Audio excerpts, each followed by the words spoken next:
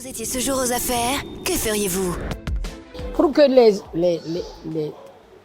mes collègues hommes du gouvernement comprennent que la question de la femme, c'est une question transversale. Le ministre de la Justice a beaucoup de problèmes parce que les violations des droits des femmes, nous n'avons pas encore appris à les porter à la justice, mais c'est un domaine qui intéresse le ministre de la Justice. La question de la budgétisation au niveau du ministère des Affaires sociales et de la promotion féminine, on continue à croire que c'est un ministère qui n'a pas besoin d'argent.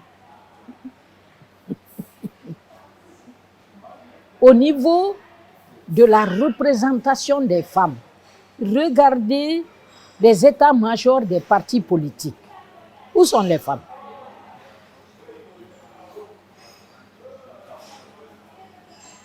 Quand on demande aux partis politiques d'envoyer des délégués, vous ne verrez presque jamais un parti politique envoyer une femme pour le représenter à quelque niveau que ce soit.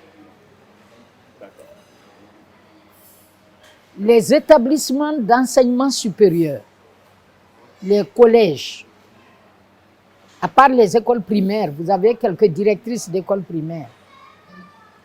Mais l'enseignement secondaire, l'enseignement universitaire, vous connaissez combien de femmes recteurs d'université?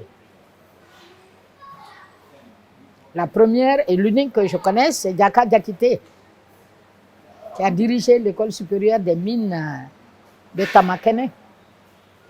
À part Assoubela Diallo, dans l'histoire des médias de la Guinée.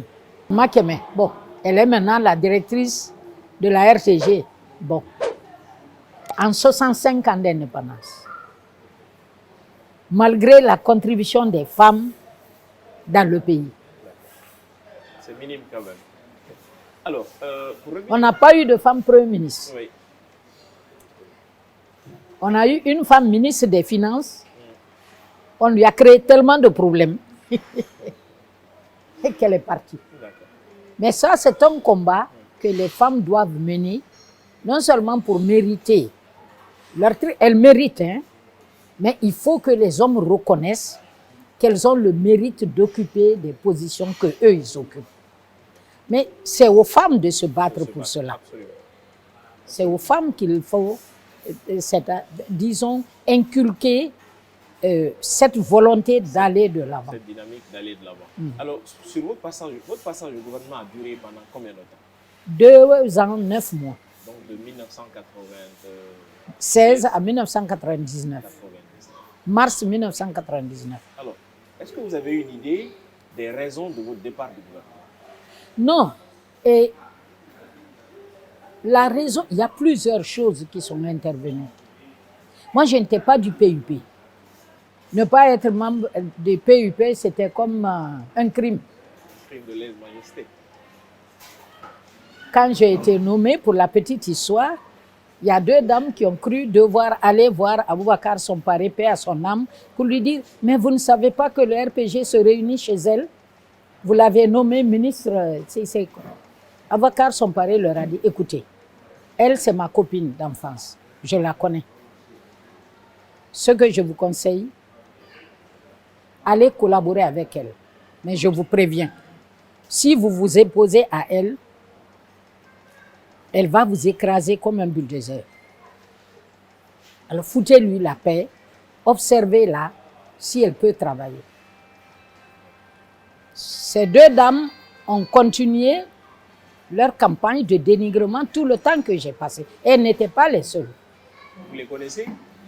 Je les connais, mais ce n'était pas ça mon problème. Vous pouvez nous citer les noms? Mon problème, non. Non. Ce n'est pas bon de citer les mauvaises choses. N'est-ce pas?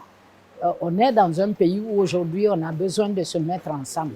J'ai fait l'objet de beaucoup d'attaques, en tout cas parce que je n'étais pas du PUP. Il y avait même des relents ethnocentristes.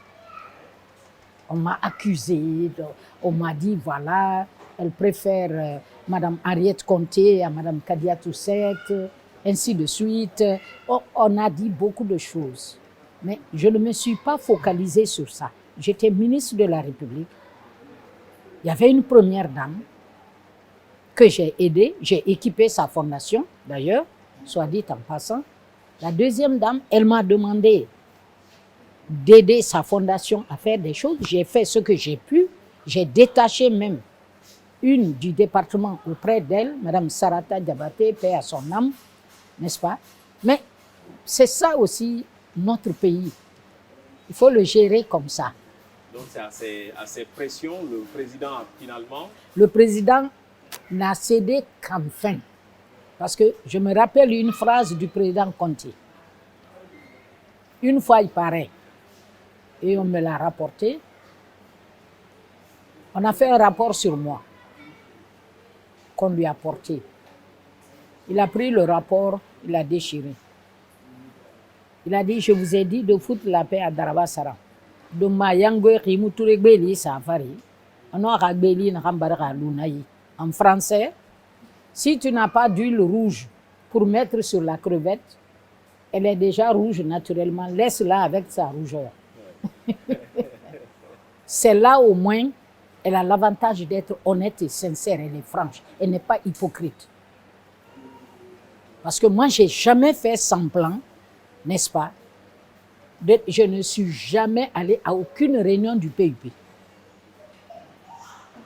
Parce que le président m'avait rassuré en me nommant que mon obédience politique n'était pas son problème. Il m'a dit, tu es compétente, tu es intègre, tu as une vie de famille stable, tu aimes la Guinée. Moi, les critères sur lesquels j'avais été choisie étaient clairs. Donc, je ne me préoccupais pas d'aller saluer la maman du président, de me rapprocher de ses épouses, de voir ses frères, de faire... Je n'ai jamais eu un agenda particulier pour l'entretien de la famille du président Conté. Et il me l'a bien rendu. Il m'a très bien rendu. Parce que c'est quand j'ai quitté le gouvernement que moi, le président Conté m'a donné beaucoup d'argent pour travailler. C'est quand j'ai quitté le gouvernement qu'il m'a fait faire des missions auprès des institutions internationales, des Nations Unies, dans la crise ivoirienne. C'est le président Conté qui m'a dit en octobre 2005 d'aller en Côte d'Ivoire pour essayer de convaincre le président Gbagbo de prendre Guillaume Soro comme Premier ministre. Il m'a dit, va parler à Gbagbo. En 2001, au plus fort de la crise du Libéria et de la Sierra Leone, c'est toi qui es venu me dire la vérité. J'avais déjà quitté le gouvernement 2 ans auparavant. Et une prédiction de votre mari, bien évidemment. Voilà. Alors, est-ce qu'aujourd'hui, est-ce que plusieurs décennies après, est-ce que vous avez des regrets? Je vois que on avait débuté un processus qui pouvait permettre à la Guinée vraiment d'avancer sur plusieurs fronts. Parce que, comme je l'ai dit, la question de la femme, c'est une question transversale. On n'a pas du tout progressé dans le domaine de l'éducation en général. On n'a pas progressé. On n'a pas progressé dans le domaine de la transparence dans la gestion du pays. On n'a pas progressé dans le positionnement de la Guinée sur le plan international. On n'a pas progressé beaucoup dans la lutte contre la pauvreté. On a l'inégalité qui s'est installée dans notre pays, aller à l'intérieur du pays. On continue à favoriser Conakry par rapport au reste du pays, à favoriser les centres urbains par rapport au reste du territoire. Je voudrais vous informer que dans mon village, 41 km autour de mon village, il n'y a pas de centre de santé. J'ai un de mes ouvriers agricoles dans ma plantation qui est tombé hier malade. J'étais obligé, il est à 161 km de Kankan, j'ai été obligé d'ordonner qu'on l'évacue sur Kankan. C'est dommage. Alors, l'inégalité, on continue à ne nommer que ceux qui sont à Conakry. Oui. Donc tout le monde veut être à Conakry pour avoir un poste. L'autre question, vous avez été la seule et unique femme candidate à l'élection présidentielle en 2010. Oui, alors quelles étaient vos motivations à l'époque? Mes motivations étaient multiples. La première, c'est que la question de la femme n'a jamais été comprise par nos hommes politiques depuis la fin de la Première République. Ça, c'était ma première motivation. Et je voulais, lors de cette campagne, qui était supposée être, en tout cas, la fin d'une période, on allait vers la Troisième République, je voulais que les vrais débats nationaux soient instaurés. Il faut que les Guinéens aient le vrai débat. Depuis 1984, on n'a pas eu de débat national. Quelles sont les priorités? 245 000 kilomètres carrés, des richesses naturelles dont Dieu nous a dotés, des ressources humaines intelligentes. Les Guinéens sont intelligents. Beaucoup de Guinéens sont travailleurs. Qu'est-ce que nous faisons de la Guinée? Dans 10 ans, 20 ans, nous voulons que la Guinée soit rendue où? Ce débat n'a jamais été posé. C'est pour cela que je suis devenue candidate. Et vous avez vu sur mon affiche de campagne, n'est-ce pas? Bâtissons une Guinée en paix. Regardez les trois. Bâtissons, ça veut dire travaillons. C'est le premier mot de notre devise nationale, travail. Une Guinée, donc l'ensemble de la Guinée, mais en paix. Il faut qu'on se réconcilie avec notre passé. Il faut que nous vivions pleinement notre présent. Il faut que nous préparions notre avenir pour que les générations qui vont venir, n'est-ce pas, puissent hériter d'un pays prospère et stable. Nous n'allons pas continuer, n'est-ce pas, à nous disputer comme des chiffonniers. C'est pour cela que j'ai été candidate en 2010. Et je voulais que ces messages-là passent. Est-ce que ça a servi? Bon, j'espère, parce que certains de mes slogans ont été repris, n'est-ce pas, par d'autres candidats. Mangeons ce que nous produisons, produisons ce que nous mangeons. Quand je vois la quantité de riz que la Guinée importait en 1984 et la quantité de riz qu'on importe aujourd'hui, c'est une honte. Avec notre potentiel agricole, non seulement nous pouvons nous nourrir nous-mêmes, mais nous pouvons nourrir l'Afrique de l'Ouest. La Guinée peut nourrir l'Afrique de l'Ouest. Qu'est-ce qu'on fait? Alors, on est dans des engueulades entre gens qui veulent prendre le pays en otage. Le pays est pris en otage dans un débat politique qui n'a aucun sens. C'est pour cela que j'ai été candidate en 2010. Président Sékou Touré, jusque maintenant là, est-ce que vous pouvez nous faire une étude comparative de ces différents régimes politiques que nous avons traversés, de 58 jusqu'à maintenant? Non, là je vous rectifie, je n'ai jamais été active politiquement dans le pays. Moi, je n'ai jamais exercé de responsabilité politique sous le président Sékou Touré. Non, public et politique. Ouais. La politique, pratiquement, je suis venue dans la deuxième moitié de la Première République, parce que j'ai quitté l'université en 1974. D'accord? 10 ans avant la mort du président Sékou Touré, j'ai gravi les échelons de l'administration publique jusqu'à devenir directrice nationale des exportations. Bon, mais en cette période-là, on était jugé sur son rendement aussi. Quand vous étiez responsable d'un secteur, vous l'étiez entièrement. J'ai été chef du stock central de la République de Guinée en 1982 et 81, je crois. N'est-ce pas? J'ai eu une rupture de stock de soluté massif, c'est-à-dire le sérum salé et le sérum glucosé. J'étais responsable du stock central. Hiérarchiquement, j'avais 3-4 personnes au-dessus de moi. Mais c'est moi qui ai réglé le problème parce qu'on m'imposait de le régler. Il y avait 5 numéros de téléphone dans mon bureau. Le numéro du chef d'état-major général interarmes, le numéro du chef d'état-major de la marine, de l'armée de l'air, de la police et de la gendarmerie. J'ai appelé le chef d'état-major de Interarmes, qui m'a mis en contact avec le chef d'état-major de l'armée de l'air. J'ai appelé Abidjan. Abidjan m'a dit, on ne peut pas vous dépanner. Dakar me dit, on ne peut pas vous dépanner. Paris me dit, on ne peut pas vous dépanner. J'ai appelé le docteur Souleymane Guindo de la pharmacie centrale de Bamako, du Mali.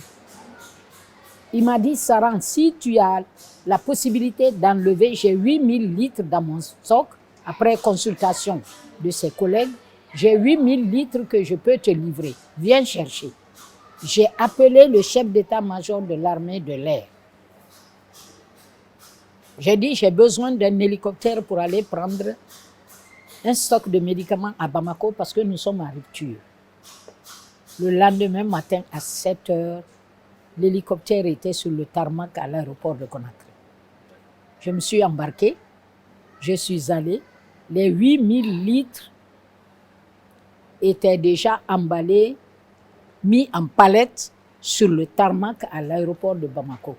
On a embarqué, l'hélicoptère est venu avec les 8000 litres, mais avant que l'hélicoptère n'arrive, il y avait 15 camions qui avaient été positionnés à l'aéroport de Conakry pour approvisionner toutes les préfectures frontalières de la Guinée. Boké, Gawal, Koundara, Sigiri, Mandiana, Beila, Zerekore, Lola, Yomu, Massanta, Gekedou, Kisidougou, Farana, Kindia, Forekaria.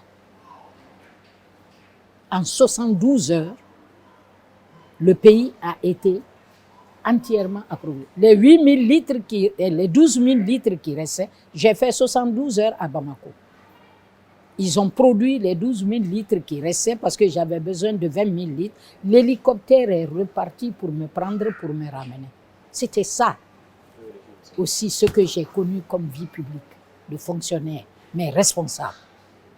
Je n'étais que chef du stock central. Au-dessus de moi, il y avait le directeur commercial. Il y avait l'inspection générale. Il y avait le directeur adjoint. Il y avait le directeur général. Donc, il y avait 4 de mes supérieurs, n'est-ce pas? Mais je n'ai pas ramené le problème à leur niveau. Parce qu'on m'a dit, c'est toi qui dois régler.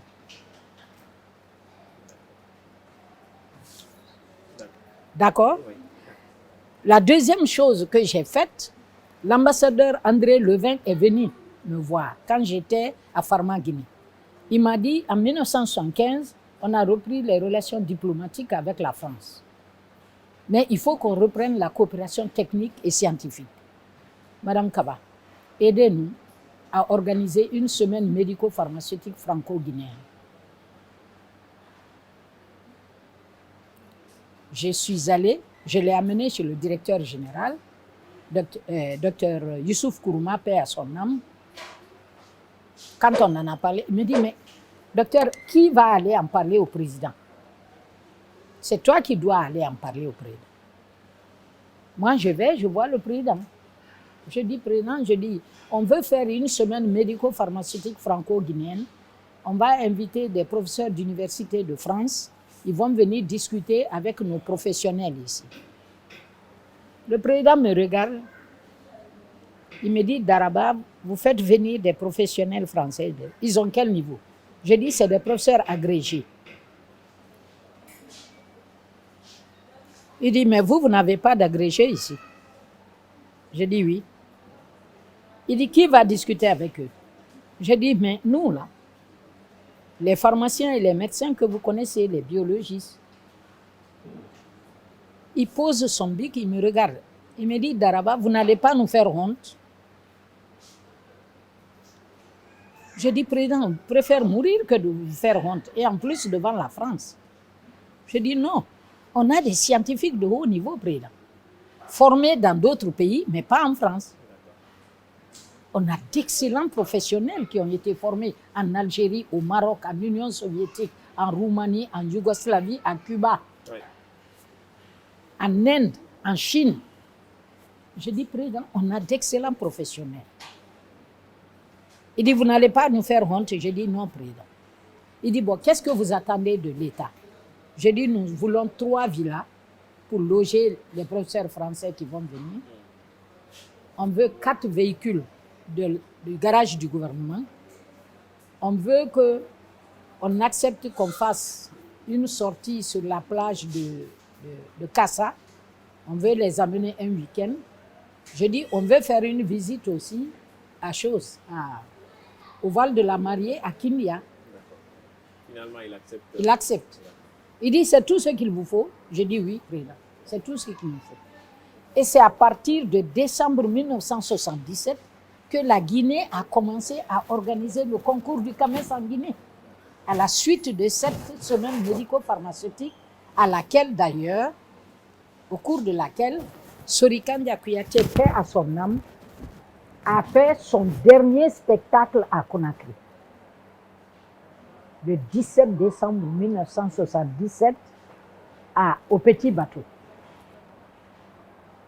Et c'est là également, on a profité de la présence des Français pour les amener au stade du 28 septembre où le Hafia s'est qualifié triple champion de la Guinée et de l'Afrique.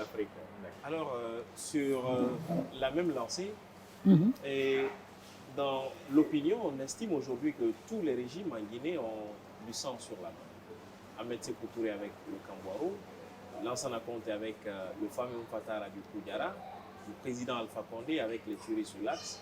Est-ce qu'on peut dire que c'est un passage obligé aujourd'hui de tous les régimes en Guinée? Écoutez, je n'aborderai pas cette question sous le même angle que vous. Je voudrais que, d'abord, le Kambouaro n'était pas le seul camp où les prisonniers étaient. On a fait du Kambouaro la star des camps. Il y avait Kindia sous la Première République.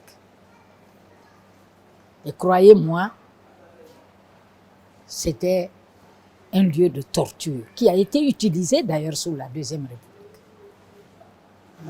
Il y avait Fotoba. On a fait une hiérarchie entre les camps. Tout simplement parce que certaines personnalités sont mortes là-bas. Mais il n'y avait pas que le Kambouaro. Donc je ne résume pas l'histoire politique de la Guinée au Kambouaro, où mon propre frère de même mère, même père a été emprisonné et torturé. Où j'ai perdu plus d'une dizaine d'oncles, officiers supérieurs de l'armée guinéenne. La meilleure façon pour moi de rendre hommage à ces victimes, c'est de faire ce que je suis en train de faire.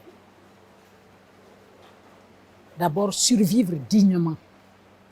Quand on me voit, qu'on dise oui, c'est la descendante ou c'est la fille ou c'est la nièce de tel. J'aurais vengé, si je dois venger, mes victimes. Je fais du travail en Guinée qui peut être reconnu par mes compatriotes. C'est ma façon à moi de rendre hommage à ces victimes. Ensuite, de tous les régimes. Parce que on pense toujours que c'est les régimes qui sont en faute, mais nous, Guinéens, est-ce qu'on s'est posé la question? Ce n'est pas pour rien que je vous ai dit tout à l'heure, faisons un débat national.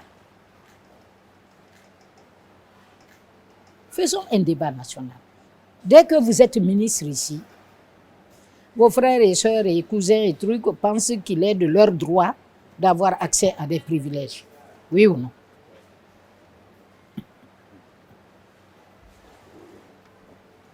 Dès que quelqu'un a un poste de responsabilité dans ce pays, toute votre famille, tous vos amis veulent profiter de votre position d'une manière ou d'une autre. Nous sommes des êtres humains. Et chaque régime qui est venu avait la volonté de construire ce pays. Et chacun des 3 régimes que vous avez cités, n'est-ce pas, a posé des actes qui sont indélébiles dans cette dans ce pays. N'oubliez pas dans quelles conditions nous sommes devenus indépendants. Ce pays-là a été confronté à une opposition farouche de l'Occident. Pendant un quart de siècle,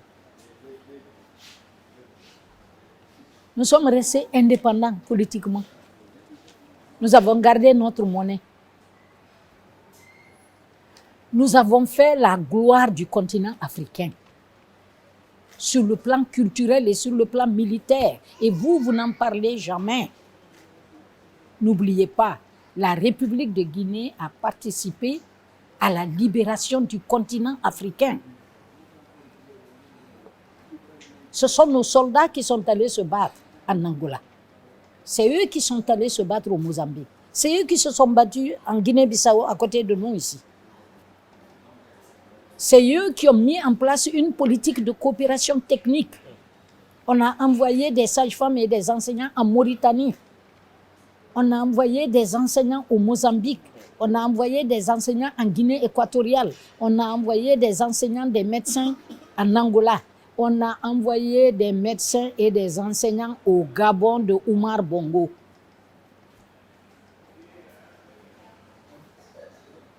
La République de Guinée. La renaissance culturelle de l'Afrique, c'est grâce à la Guinée. On a été le premier pays africain noir à danser au son des chants traditionnels avec des orchestres modernes.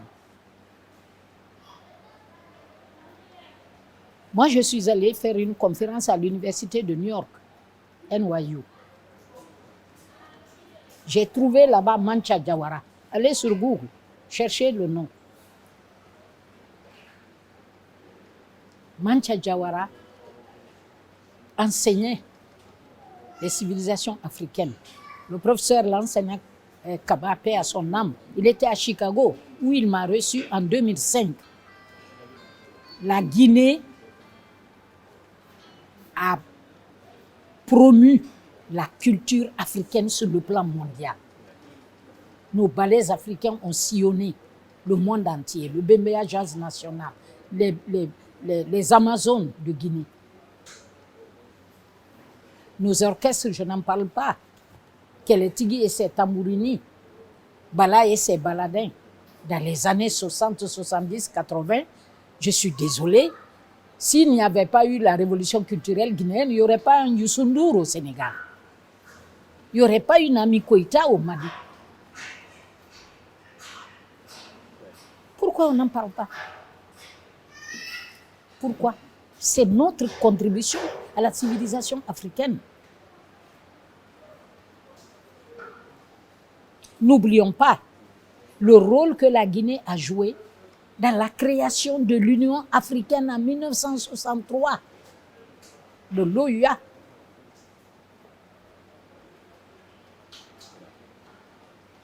La CEDEAO, plus tard.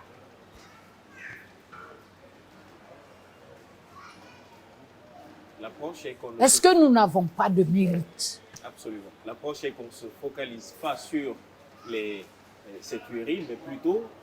Mais ces tueries, vous connaissez un seul pays où il n'y a pas eu de tueries? Qu'on mette en valeur également les richesses, les prouesses et les... Quand vous dites tuerie, oui. Je suis désolé, messieurs. Oui. Chaque régime politique a ses victimes. En Europe, aux États-Unis, partout dans le monde. Absolument. Vous savez ce que la croissance économique de la Chine a coûté comme vie? Allez demander. Regardez l'histoire de la Chine. Comment la Chine est devenue aujourd'hui ce qu'elle est devenue. Intéressez-vous à l'histoire de la Chine. Mais intéressez-vous à l'histoire de la Côte d'Ivoire à côté avec Houphouët-Boigny. Sorry.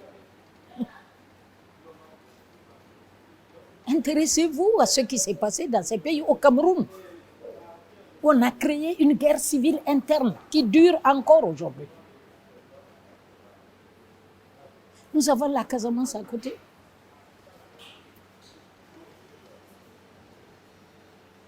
Oui. Absolument. Nous avons c'est-à-dire qu'il ne faut pas un pays, Oui. c'est un tout. Je crois qu'il faut assumer. Et j'ai dit ça à mes aînés. Quand on s'ira du père à son âme. Et Jean-Marie Doré, qui était un grand ami à mon époux. Je leur ai dit, et je ne cesse de le répéter, il faut qu'on ait un débat national. Au Mali, quand le président Toumani Touré a quitté, n'est-ce pas? Quand il y a eu les massacres après Moussa Traoré, ils ont fait une conférence nationale. Pourquoi nous, on n'a jamais accepté de faire une conférence nationale? J'en ai posé la question au président Conté. Un jour, il m'a reçu, je dis, président, moi je voudrais que vous sortiez les archives du camp Boiro, les archives du camp de Kindia. Parce que j'ai des parents qui ont péri dans les deux. À Cancan. Je dis, je voudrais que vous, s'il vous plaît, pourquoi, qu'est-ce qui empêche? Il m'a regardé. Il m'a dit, le jour où on fera ça, il y a des familles entières qui vont quitter la Guinée. Béhanzin m'avait déjà dit ça. En 1987, après sa sortie de prison, il a été ministre pendant longtemps du président Sékou Touré. Il était béninois. Notre premier ministre des Postes et Télécommunications ici, c'était un Sénégalais, Alassane Diop. Le premier secrétaire général du PDG de Guinée, c'est Madera Keïta du Mali. On a eu Senaino Béhanzin pendant près de 20 ans, ministre de l'Éducation, il était béninois. Le premier directeur de Pharma Guinée, c'était le docteur Johnson, il était togolais. Nous avions une vision panafricaniste. Mais écoutez, notre hymne national, qu'est-ce que c'est? Peuple d'Afrique, le passé historique de nos frères et sœurs morts au champ d'honneur en libérant l'Afrique. Liberté, c'est la voix d'un peuple qui appelle tous ses frères à se retrouver. Bâtissons l'unité africaine dans l'indépendance recouvrée.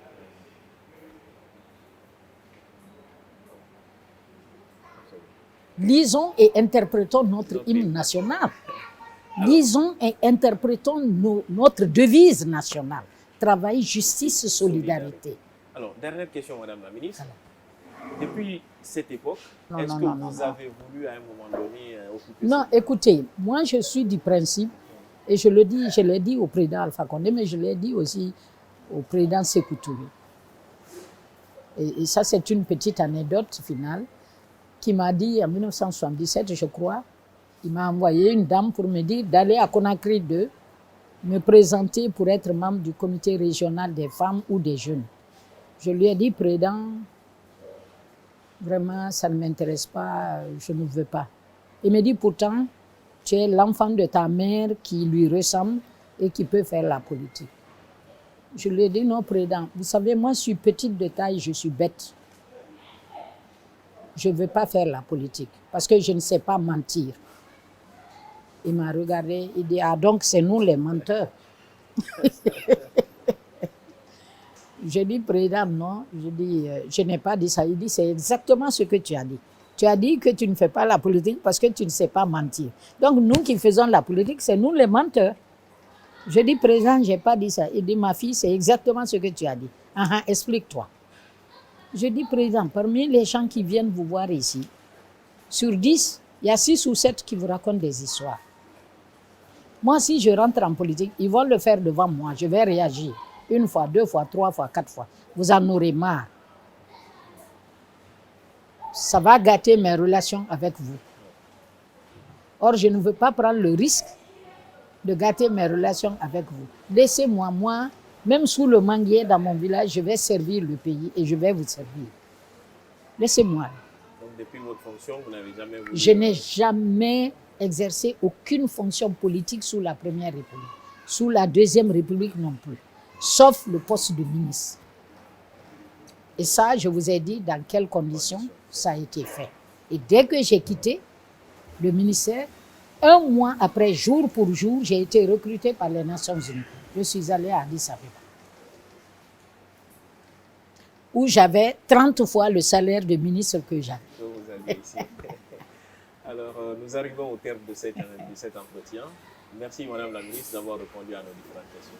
Merci à vous aussi et bonne chance. Et un tout petit exercice, un dernier exercice. Oui. Et à quel ministre proposez-vous, quel ami proposez-vous, par exemple, pour ce même exercice que nous venons de faire tout à l'heure? Non, écoutez, Si je vous crois avez- qu'il si ne vous faut avez pas... une recommandation? Non, vous n'avez pas... Il y a plein de Guinéens valeureux qui n'ont jamais été ministres dans ce pays. D'accord. Et je crois que eux, la Guinée a besoin de savoir ce que eux ils ont fait pour le pays. Si vous devez nous citer un nom, par exemple. Je vous citerai le professeur Lamine Kaba, ancien recteur de l'IPEGAM. Je vous citerai Ali Doucouré de l'IPEGAM.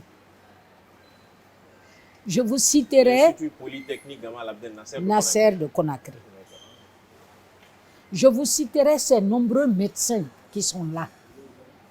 Il y a un docteur Namori Keita, qui est chirurgien, qui a été directeur de l'hôpital régional de Zérékoré, qui peut vous dire dans quelles conditions, sous la Première République, il a exercé son métier sur le terrain au point d'attirer l'attention de tout le pays sur son efficacité. Il y a des enseignants dans ce pays.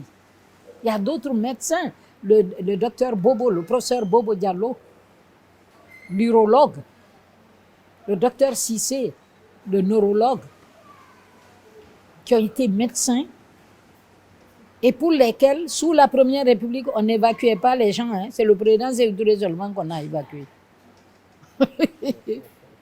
Et Mme André, je crois, quand elle avait des problèmes. Sinon, les Guinéens, les chefs guinéens étaient soignés par des médecins et des pharmaciens guinéens. C'est pour vous dire que dans tous les corps de métier, les routes, il y a le docteur Bana Sidibé dans ce pays.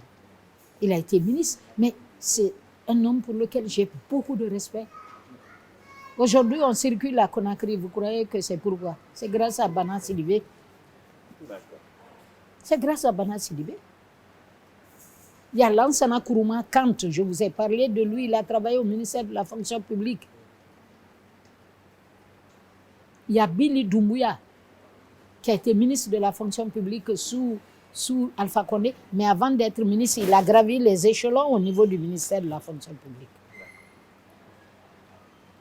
Il sait ce qui est la structure d'un État. Et j'en passe, il y a d'autres.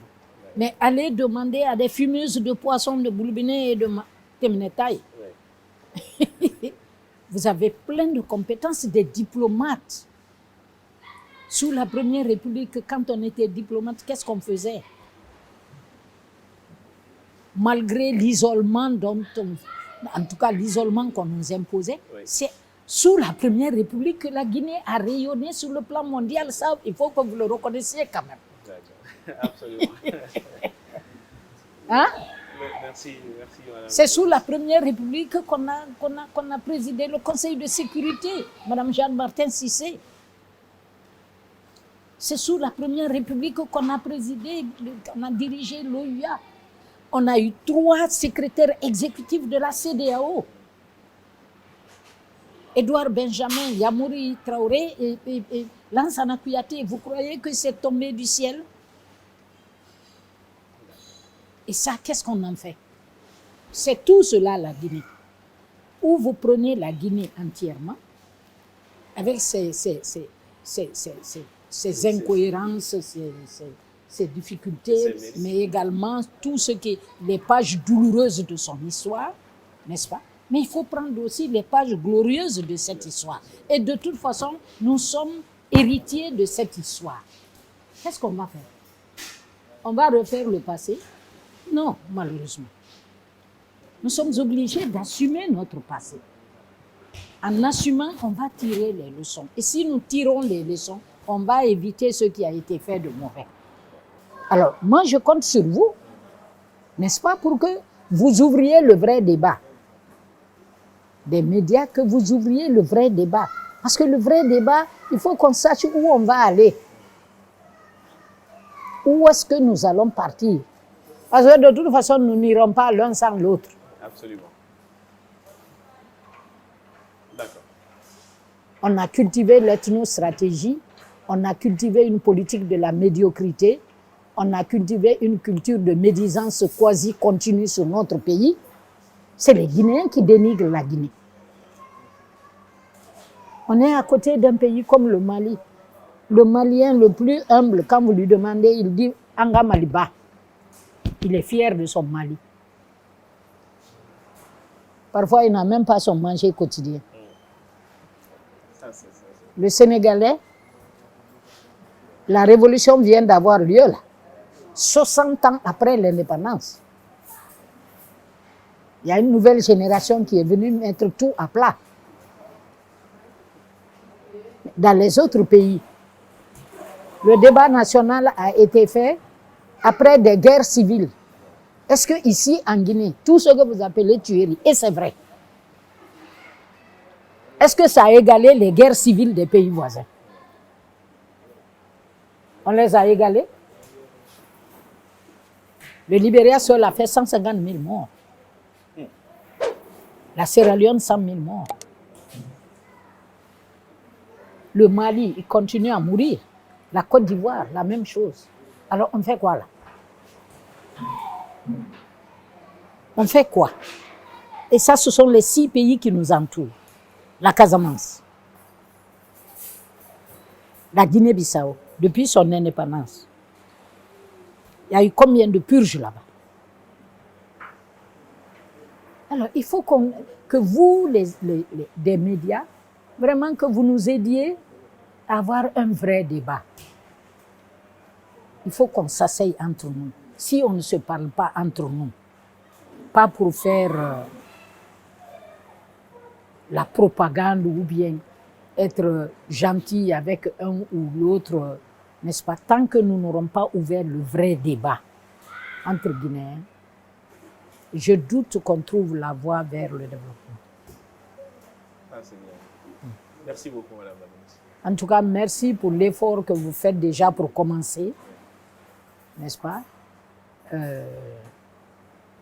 Pour aller vers ce débat. Parce que les témoignages individuels sont une chose, mais le débat, parce que j'ai ma petite fille et je vais terminer par ça. J'ai voulu intervenir dans un de ces débats avec ses camarades à la maison, parce qu'ils m'ennuyaient, ils ne me permettaient pas de me concentrer sur mon ordinateur. Elle me dit, grand-mère, laisse, n'interviens pas, on se connaît en détail.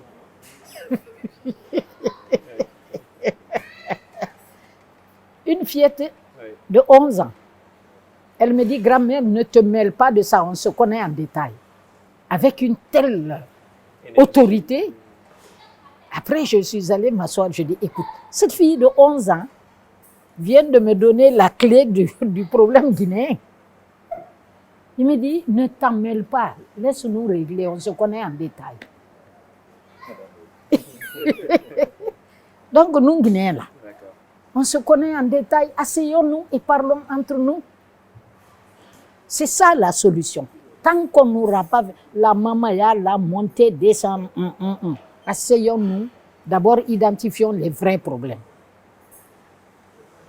Réfléchissons aux solutions possibles. Et quand on a réfléchi aux solutions possibles, entendons-nous sur une solution. Et ensemble, adoptons une attitude qui puisse nous faire avancer sur ce chemin. En tout cas, merci d'être venu recueillir mon témoignage. Moi, je suis une militante pour la cause guinéenne. À part mon parti politique, je n'ai pas de carte d'un autre parti politique. C'est pour cette rage aussi que j'ai créé la CDP. Et je me suis présentée en 2010 aux élections présidentielles. Que Dieu vous bénisse. Si vous étiez ce jour aux affaires, que feriez-vous?